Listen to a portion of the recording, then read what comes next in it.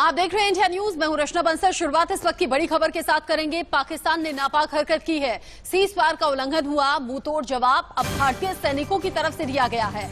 भारतीय सेना ने पाकिस्तान के कई बंकर्स को नष्ट कर दिया है। इसमें कहा यह जा रहा है कि आज पाकिस्तानी सैनिक भी मारे गए हैं। पुंछ और बालाकोट में पाकिस्तान की तरफ से गोलीबारी हुई थी और इसी गोलीबारी में 3 जवानों के शहीद होने की खबर, साथ ही साथ 3 आम नागरिक भी मारे गए। लेकिन उसके बाद, क्योंकि हम दुश्मनी अपनी तरफ से नहीं करते, लेकिन अगर सामने से दुश्मनी की जाए तो फिर जवाब दोगुनी ताकत के साथ देना जानते हैं। और यही तस्वीरें हम आपको दिखा भी रहे हैं, बता भी रहे हैं। भारतीय सेना ने की है मुंहतोड़ कार्रवाई, मुंहतोड़ जवाब देते हुए ये पाकिस्तानी बंकर्स को नष्ट करने की तस्वीरें हैं। एक के बाद एक कई बंकर नष्ट कर दिए गए, धमाके में उड़ा दिए गए और पाकिस्तानी सैनिक 8 की संख्या में है जो कि मारे गए हैं, जो अब तक का फिलहाल अपडेट मिल रहा है। दिवाली के दिन भी पाकिस्तान अपनी हरकतों से बाज नहीं आया। एक के बाद एक सीज फायर का उल्लंघन पाकिस्तान की तरफ से होता रहा है और आज जब देश में दिवाली का जश्न मनाया जा रहा है, दिवाली की रौनक है, ऐसे में पाकिस्तान की तरफ से नापाक हरकत की गई।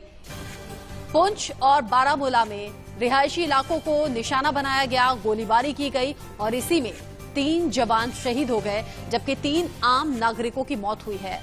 भारतीय सेना ने जवाबी कार्रवाई में एक के बाद एक पाकिस्तानी बंकर्स को नष्ट कर दिया, नेस्तनाबूद कर दिया और 8 पाकिस्तानी सैनिकों के मारे जाने की खबर है। और ये एक तरीके से साफ संदेश भी है पाकिस्तानी सेना को, जो लगातार सीज फायर का उल्लंघन करती है। ये भारतीय सेना ने बता दिया है कि बर्दाश्त इस तरह की कार्रवाई होगी नहीं। पाक सैनिक अभी भी संभल जाएं, अभी भी पीछे हट जाएं। इस तरह की नापाक हरकतों का जवाब देना भारतीय सेना जानती भी है, सक्षम भी है। किसी भी तरह से, किसी भी देश से, किसी भी देश की सेना से पीछे नहीं है, कम नहीं है। कम आंकने की गलती बिल्कुल भी ना की जाए। 8 पाकिस्तानी सैनिकों के मारे जाने के बाद जाहिर तौर पर पाकिस्तानी सेना के कान भी खड़े हुए होंगे और अब हरकतों में शायद सुधार की उम्मीद भी हम कर सकते हैं। लेकिन पाकिस्तान वो देश है जो पड़ोसी होने के बाद भी लगातार ये घात लगाए बैठा रहता है कि कैसे हिंदुस्तान को नुकसान पहुंचाया जाए, कैसे हिंदुस्तान को घेरा जाए। लेकिन भारतीय सेना, जो कि 24 घंटे 7 दिन देश की सीमा पर डटकर काम करती है, उसने एक बार फिर से बता दिया कि अगर आंख उठाकर देखा गया तो फिर अंजाम अच्छा नहीं होगा। इसी खबर पर ज्यादा अपडेट के साथ अजय जांडियाल जुड़ गए हैं, हमारे संवाददाता। अजय, दिवाली के दिन भी पाकिस्तान अपनी नापाक हरकतों से बाज नहीं आया, लेकिन भारतीय सेना ने बता दिया कि अगर आंख उठाकर देखा तो अंजाम ऐसा ही होगा। बिल्कुल आप सही कह रही हैं। जिस तरीके से भारतीय सेना ने आज कार्रवाई की है और खासतौर पे उस मौके पे जब पाकिस्तान की तरफ से लगातार बिना किसी कारण जो है युद्ध विराम का उल्लंघन किया जा रहा है। आपको बता दूं कि उसपे ये जो कार्रवाई है वो कहीं ना कहीं सीधे दर्शाती है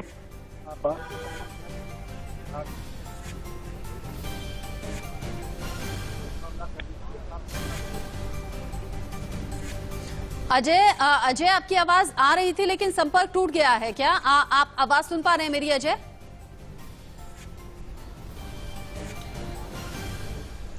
आप सुन पा रहे हैं? अजय से दोबारा हम संपर्क साधने की कोशिश करेंगे, क्योंकि अजय लगातार जो सीमावर्ती इलाके हैं वहां पर निगाहें अपनी बनाए रखते हैं और खास तौर पर जब पाकिस्तान की तरफ से युद्ध विराम का उल्लंघन होता है तब वक्त पर अजय जांडियाल हमें एक्सक्लूसिव रिपोर्ट भी हम तक पहुंचाते हैं, हम तक वो तस्वीरें भी पहुंचाते हैं कि कैसे और किस तरीके से पाकिस्तान की तरफ से घुसपैठ की कोशिश अलग अलग वक्त पर होती रही है, चाहे वो आतंकी घुसपैठ हो, चाहे वो युद्ध विराम का उल्लंघन पाकिस्तानी सैनिकों की तरफ से हो। अभी पिछले दिनों ही अजय जांडियाल ने एक्सक्लूसिव रिपोर्ट में बताया था कि कैसे सुरंग के जरिए पाकिस्तान की तरफ से घुसपैठ की कोशिश की गई। और इसी खबर पर अपडेट के साथ अजय एक बार फिर से हमारे साथ जुड़ गए हैं और साथ ही साथ editor strategic affairs Ashish Singh मेरे साथ न्यूज रूम से लाइव जुड़ गए हैं। अजय का रुख हम करेंगे, लेकिन आशीष, दिवाली के दिन भी पाकिस्तान अपनी हरकतों से बाज नहीं आया। एक के बाद एक फायरिंग की गई, 3 जवान हमारे शहीद हो गए, 3 आम नागरिकों की मौत हो गई। अब वो वक्त आ गया है कि पाकिस्तान को उसी के अंदाज में जवाब दिया जाए जिसकी शुरुआत भारतीय सैनिकों ने कर भी दी है।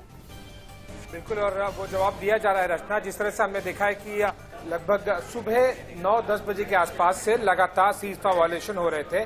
साथ ही साथ घुसपैठ की कोशिश की गई थी, एक नहीं 2-3 जगहों पर, और एक काफी ज्यादा इंटेंस सीज फायर था पाकिस्तान की तरफ से। और तभी इंडियन आर्मी ने डिसाइड किया कि न केवल जो मोर्टार शेल्स हैं 80 और 120 mm, बल्कि जो एम लेकर आर्टिलरी फायर होती है उसे खोला गया। और इसी के चलते जो हम तस्वीरें दर्शकों को दिखा पा रहे हैं, ये बहुत ही प्रिसीजन टारगेट के साथ में प्रिसीजन स्ट्राइक वाले वेपन्स का इस्तेमाल किया गया है। और एक एक करके पाकिस्तान के कम से कम 4 से 5 अलग अलग बंकरों को ध्वस्त कर दिया गया है, जिसमें अभी तक हमें जो सूचना मिल पाई है, और ये सूचना जो इंडियन आर्मी और NTRO ने पाकिस्तान आर्मी और उनके जो LOC के उस तरफ जो पोस्ट हैं उनकी जो इंटरसेप्ट हुई है, उसके बेसिस पर ये कहा है कि 6 से 7 पाकिस्तानी सोल्जर्स तो तय है कि वो मारे जा चुके हैं और लगभग 15 कुल घायल हो चुके हैं। लेकिन ये कम से कम वाला आंकड़ा है।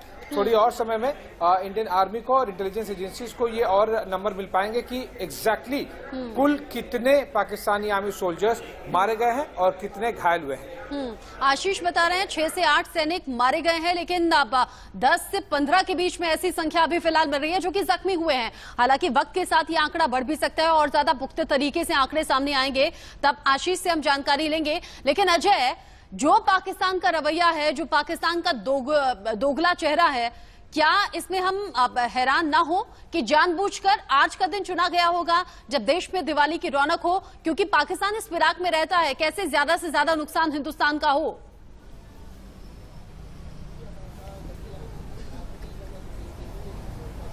बिल्कुल आप सही कह रही हैं। और जिस तरीके से ये हालात बनाने की कोशिश की गई है और दिवाली से ठीक पहले आप खुद देखिए कि आज सिर्फ 1 नहीं 2 नहीं बल्कि लगभग आधा दर्जन से ज्यादा ऐसे सेक्टर हैं LOC पर जहां पर फायरिंग हो रही है, चाहे वो गुरेज हो, चाहे वो नीलम का इलाका हो, कुपवाड़ा का किरण सेक्टर का इलाका हो, या पुंछ का साब्जियां सेक्टर का इलाका हो। तो ऐसे कई सेक्टर है जहां पर पाकिस्तान की तरफ से अंधाधुंध फायरिंग शुरू की गई। और जैसा आशीष ने बताया कि हैवी आर्टिलरी गन जो है उसका इस्तेमाल पाकिस्तान की तरफ से एक बार फिर किया गया है और सिविलियंस को टारगेट किया गया है। पिन पॉइंट टारगेट करके सिविलियंस को निशाना बनाना आर्टिलरी वेपन से वो साफ दर्शाता है कि युद्ध में इस्तेमाल होने वाले वेपन से आम नागरिकों की हत्या करने की पाकिस्तान की ये कोशिश थी।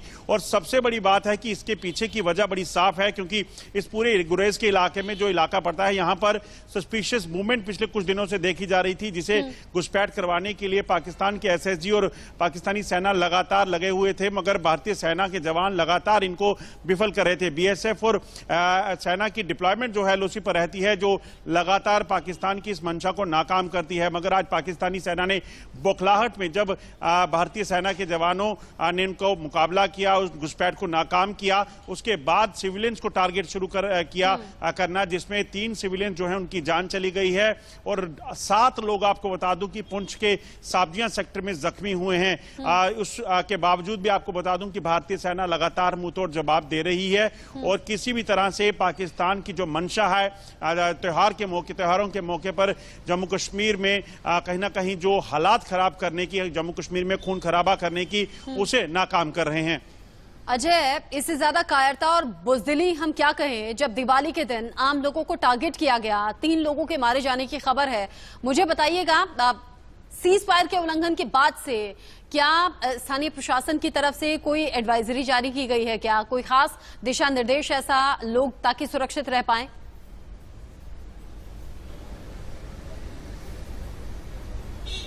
देखिए, सबसे बड़ी बात है कि जब भी LOC पे फायरिंग होती है तो सिविलियंस को टारगेट करना पाकिस्तान की तरफ से आम बात हो जाती है। इसीलिए स्थानीय प्रशासन और पुलिस जो है उन्होंने लगातार एक एडवाइजरी जारी की है, जिसमें आम लोगों को ये कहा गया है कि जब भी शेलिंग होती है और खासतौर पर जब हैवी शेलिंग होती है तो तुरंत वो अपने यहाँ तो जो पक्के मकान है घरों के अंदर, या फिर आपको बता दूं कि LOC पर भारतीय सरकार द्वारा जो है बंकर भी बनाए गए हैं, जो इसी तरह की सीजफायर वायलेशन जो है फायरिंग से बचने के लिए हैं। लोगों को ये हिदायतें रहती हैं कि वो इन बंकर्स में जाकर छुप जाएं ताकि किसी भी तरह से उनको जानमाल का नुकसान ना हो। मगर आपको बताऊं कि दिन के उजाले में पाकिस्तान अकारण कभी भी फायरिंग करता है, जिसकी वजह से जो लोग खेतों में काम कर रहे होते हैं, कभी अपने कोई ऑफिस में होता है, कोई घर के अंदर अपना खाना खा रहा होता है, उन लोगों को टारगेट नहीं, हत्थे लोगों को, इनोसेंट लोगों को टारगेट करते होते हैं इस तरह के हमलों से और खुद को प्रोटेक्ट नहीं कर पाते। और ये बुजदिली पाकिस्तान की वक्त वक्त पर सामने आई है, ये आपने बिल्कुल ठीक कहा। लेकिन आशीष, एक तरफ तो प्रधानमंत्री नरेंद्र मोदी खुद भारतीय सैनिकों का हौसला बढ़ाने के लिए उनके साथ दिवाली मनाने की प्लानिंग कर रहे हैं। जो अभी तक की खबरें हैं, सीडीएस जनरल बिपिन रावत उनके साथ होंगे, लेकिन पाकिस्तान वहां चोट करना चाहता है जहां सबसे ज्यादा दर्द हो। एक तरफ प्रधानमंत्री जो बार बार मनोबल को बढ़ाने का काम करते हैं और दूसरी तरफ पाकिस्तान जो दिवाली जैसे मौकों पर भी बाज नहीं आता। क्या वैसा हो सकता है कि सेना को कोई खास इंस्ट्रक्शंस मिले? जी देखिए, एज फार एज जो प्राइम मिनिस्टर मोदी और आर्मी चीफ और सीडीएस का विजिट है जैसलमेर, कल वो प्लान कर रहे हैं विजिट करने का और जवानों के साथ में, इंडियन आर्मी के साथ में दिवाली सेलिब्रेट करने का, उसका ग्राउंड लेवल टैक्टिकल जो डिसीजंस होते हैं उसका कोई डायरेक्ट इम्पैक्ट होता नहीं है, ना ही पीएम की तरफ से, ना ही आर्मी चीफ की तरफ से और ना ही सीडीएस की तरफ से। ज्यादा से ज्यादा ये ऊपर जाएगा तो डीजीएमओ लेवल तक जाएगा। वो इसलिए क्योंकि जो टैक्टिकल हमारे कमांडर्स हैं, चाहे वो एक कर्नल रैंक का कमांडिंग ऑफिसर होगा, ब्रिगेड कमांडर होगा, चीफ ऑफ स्टाफ होगा, या फिर एक कोर कमांडर होगा, या फिर अगर आप और ग्राउंड सिचुएशन पे जाएंगे तो नॉर्दर्न आर्मी कमांडर होंगे। उस वहां तक आराम से ये फ्रीडम है कि आप जो जब जैसा ठीक बन पड़े मुंह तोड़ जवाब देने के लिए वो डिसीजन ऑन द स्पॉट ले लीजिए। दिल्ली का मुंह देखने की जरूरत नहीं है, चाहे वो सरकार हो या फिर आर्मी हेडक्वार्टर। लेकिन मैं दर्शकों को एक थोड़ा सा पर्सपेक्टिव देता हूं आंकड़ों के सहारे, ताकि उन्हें एक अंदाजा लग जाएगा कि किस तरह से पाकिस्तान इस तरह से सीजफायर वायलेशन कर रहा है। अगर आप 2019 के आंकड़े देखेंगे 3233, लेकिन अगर आप 2020 के आंकड़े देखें तो अभी आज 13 नवंबर 2020 है और अभी तक ऑलरेडी 4052 सीजफायर वायलेशंस हो चुके हैं।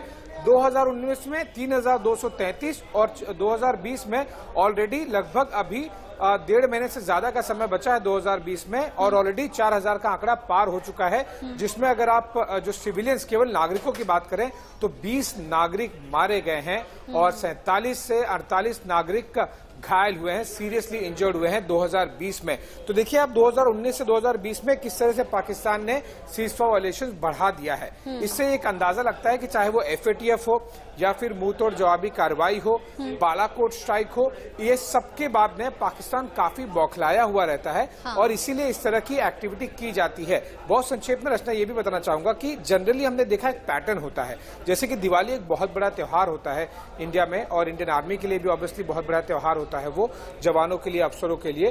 तो वो दिवाली खराब करने के लिए इस तरह की कोशिश पाकिस्तान की तरफ से की जाती है, लेकिन ये तस्वीरें बयां कर रही हैं कि वो इंडियन आर्मी की दिवाली नहीं खराब कर पाएंगे, लेकिन जिस तरह से मुंहतोड़ जवाब दिया जा रहा है पाकिस्तानी आर्मी का, दिवालिया जरूर निकाल देगी। और आशीष, यही वजह है कि भारतीय सेना को फ्री हैंड दे दिया गया है, जिसका जिक्र आपने किया भी, क्योंकि ग्राउंड जीरो पर वही लोग मौजूद होते हैं, इसीलिए फ्री हैंड दिया गया है कि वक्त की नजाकत को आप समझिए और फिर मुंहतोड़ जवाब देने के लिए आप फ्री हैंड हैं। और वही अब हम इस घटना में भी देख रहे हैं, जब भारतीय सेना ने पाकिस्तान के कई बंकरों को नष्ट कर दिया है और जैसा आशीष बता रहे हैं 6 से 8 पाकिस्तानी सैनिक मारे गए हैं, जबकि 10 से 15 जख्मी हैं और वक्त के साथ यह आंकड़ा बढ़ भी सकता है। बहुत शुक्रिया आशीष और साथ ही साथ अजय चांडियाल आपका इस अपडेट को हम तक पहुंचाने के लिए।